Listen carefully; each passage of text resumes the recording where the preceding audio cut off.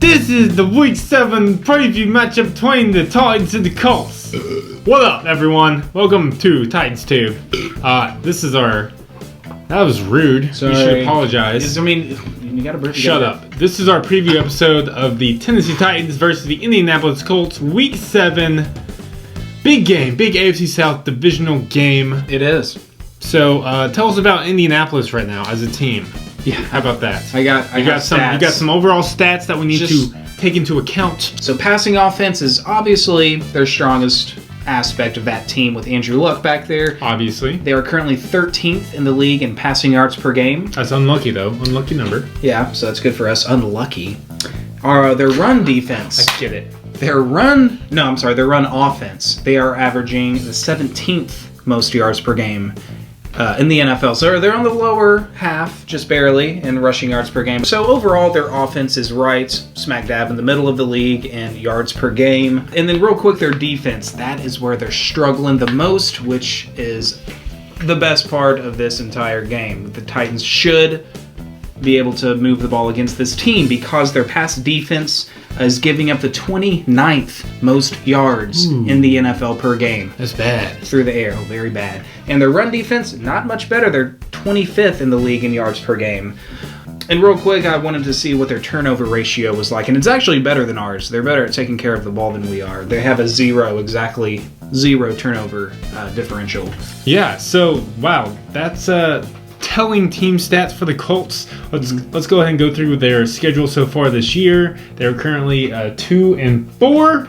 They've had some bad losses. Some losses where they had the lead late in the game and they blew it. They started off the year with that close game against the Lions. Detroit took it on the last-second field goal. Next, they lost to the Denver Broncos. Colts started off 0-2. They did get their first one in the year against the Chargers. Next, they lost to the Jaguars in London. And then they got a win against the lowly Bears of Chicago. And then last week, Sunday Night Football, embarrassing loss with the Texans coming back and winning in overtime. The Colts defense especially just collapsing and falling apart. What happened? And just giving up that game. They're 2-4 though. That's the important thing. And they're currently bottom of the AFC South. Yeah, it is beautiful to see. I know it's that. still extremely early, especially for divisional play, but man, they've already lost to the Jags and the Texans. I would love to see them lose to the Titans this Sunday. Wouldn't you, Bob? I would love it. I'm Justin. Oh my God, I thought you were Bob this whole time. We can get to know each other later. We got to talk about the Titans a little bit more. First, though, before we really get to break this thing down, we should mention the Colts are currently riding a 9-game winning streak against the Titans. Oh. We have not beaten the Colts since October of 2011. And also Andrew Luck has never lost to the Titans, which is unbelievable. So let's get into the breakdown. You want to get into the breakdown? Let's go. So quarterback comparisons? Quarterback comparisons. Who's the quarterback of the Colts? It slips my mind. Yeah, whatever. I'm just kidding. We all know who the Colts quarterback is. Andrew Luck. Fortunate. He's a great quarterback, okay? Like, as much as us Titans fans don't like to live with that fact, it's true. Andrew Luck is a fantastic quarterback. He is their team. They should be renamed the Indianapolis Andrew Lucks, because that is all they have, really.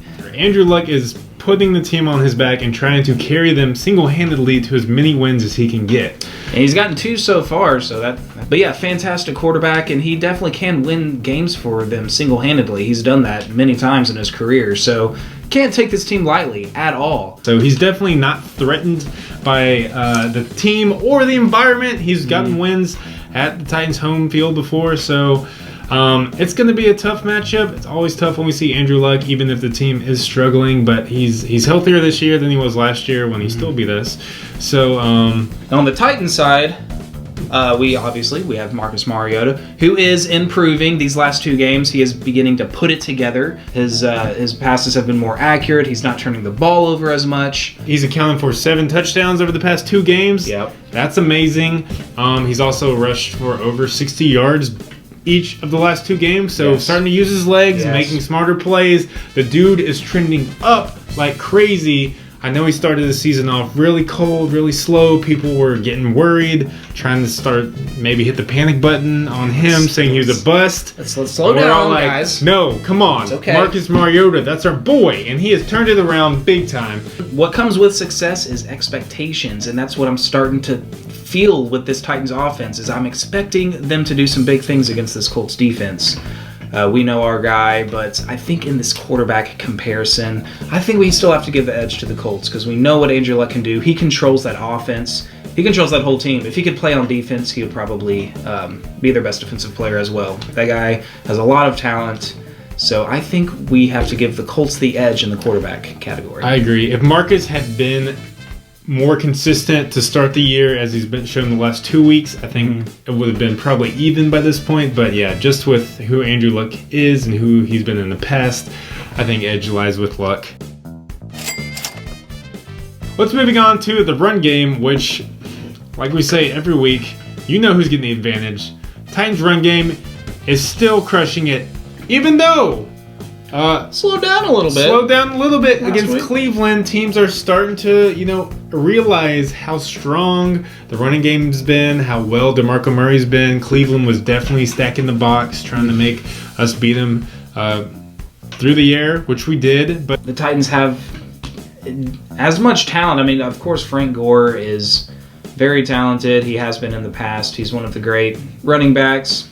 Has been one of the great running backs over his career, but like you said, he's getting a little bit over the hill. I mean, the guy's 33. How many running backs at age 33 do you still producing like Frank Gore is in the NFL? That says two things. One, yeah, he is older, so he doesn't have that explosiveness and power that he did when he was younger, but he's still a starting running back in the NFL.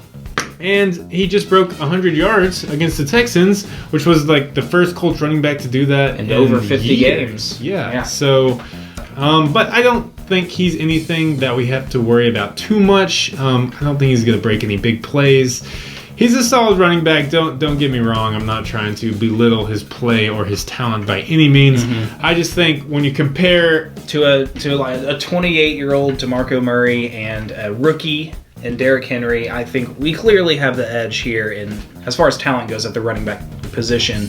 Not to mention all of our talent on the offensive line that only helps them. Yeah, I was going to say, throw in the offensive line, and we've leaped and bound ahead of the Colts in advantage in the running game. Yeah, Frank Gore's a good player.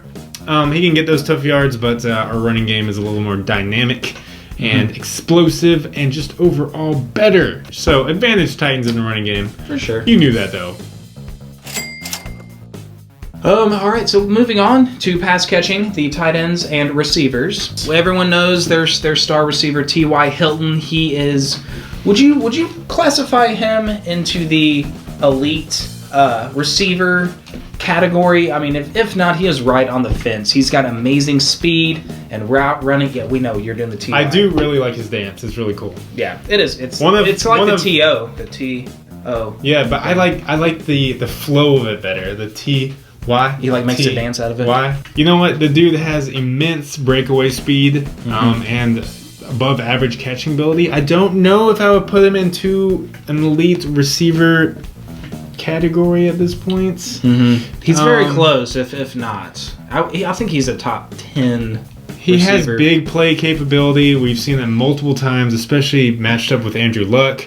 Which, you know what? A lot of great receivers through the years have had great quarterbacks throwing to him. So it's a hard argument to make if you take a quarterback away from the receiver. Is he still that good? We're playing him this week with Andrew Luck, so he's going to be dynamic and a threat every time he's on the field. Apparently he's leaps and bounds above everyone else on their team in returns of receiving stats. 38 receptions for 556 yards and 3 touchdowns, averaging 92 yards a game. The next closest person in receptions is Jack Doyle with 20.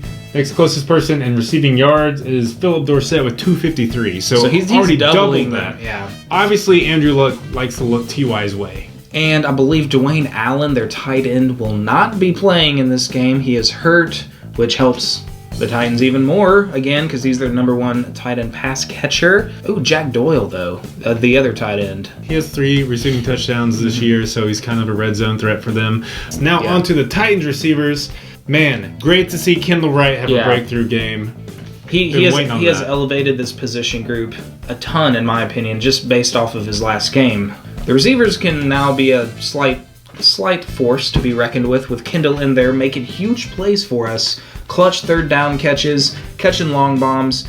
I think he's already cemented himself as our best receiver on this team. Just in one game. And we also got to see how his play complemented our other receivers. Rashard Matthews had a great game last week. Yep. But it's great to see them make plays whenever Delaney Walker is being locked down and shut down. Our team isn't built around trying to make dynamic and huge passing plays to win the game. Our team is built around the run game, so it's nice to know that we have those weapons at receiver in case we need to go that route. Mm-hmm. Even though Delaney Walker, our number one tight end, was shut down, we have other tight ends who last week made plays for us. Philip Supernall caught a couple passes, got a first down.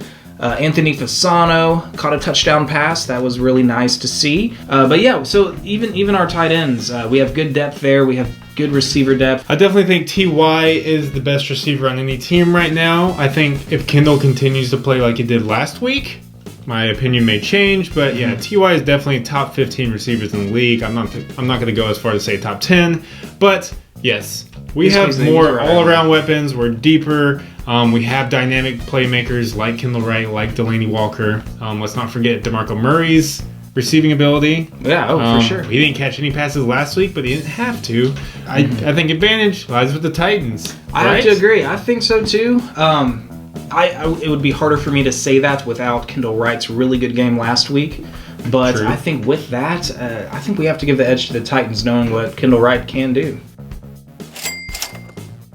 On to the defense. Currently, we're 9th overall in total defense. The Colts are 30th overall in total defense. That is a big difference, if you ask me, if I remember how to do math correctly. I hope so. So for personnel-wise, their leader and best player on their defense, Vontae Davis, brother to Vernon Davis. Yeah, Vontae Davis, cornerback we have to look out for. Also, kind of the veteran leader on that defense is DeQuell Jackson, who has played a couple good years for them after coming over from the Browns. So good veteran linebacker for them who's a tackling machine. But yeah, honestly, Mike Adams is a decent safety for him. Eric Walden for him is a pretty good pass rushing linebacker. He's leading their team in sacks with 4. So yeah, we gotta make sure we don't get him back there sacking Mariota, but that shouldn't be a problem seeing as Taylor Lewan and Jack Conklin have not allowed a sack or a hit, I don't think, on Mariota this year. They are lights out. So yeah, Colts defense is poor. Can I say that? Yeah, they're bad. They're bad. They have no wealth among them. And our defense looking solid. 2 weeks in a row, our pass rush has gotten to the quarterback. 6 sacks against the Miami Dolphins. 6 sacks against the Cleveland Browns. Boom! I would love to see more of that against the weak Indianapolis offensive line.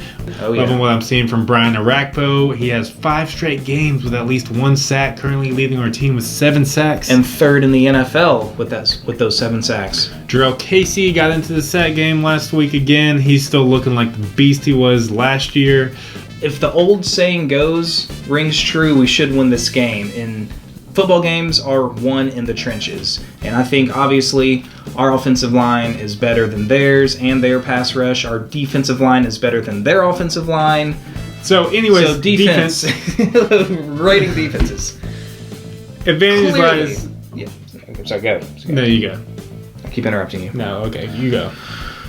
Okay. Obviously, that's... Are you serious? You're interrupting me on purpose.